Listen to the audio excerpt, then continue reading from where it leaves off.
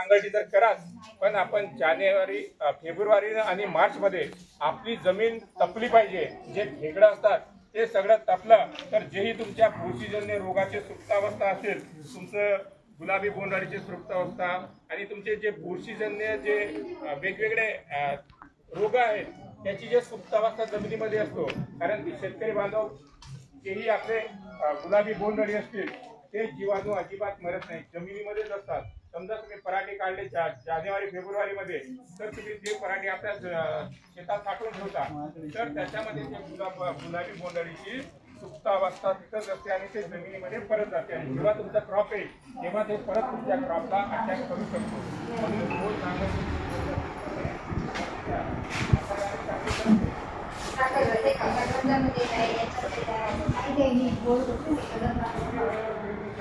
तर जो आपला 10 ते 20% जो आपला प्रोडक्शन उत्पादन आहे ते वाढणार.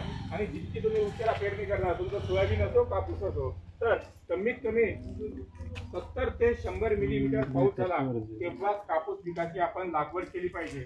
आणि धूळ पेरणी तर अजिबात करू नका. पाऊस येईल तेव्हा आपण पेरणी म्हणजे अगोदरच पेरणी करून ठेवू नका. म्हणून योग्य पर्जन्यमान झालं तरच पेरणी कराल. तेव्हा आपली जमीन 4 ते 5 सेंटीमीटर खाली ओलावा असतो. 70 ते 100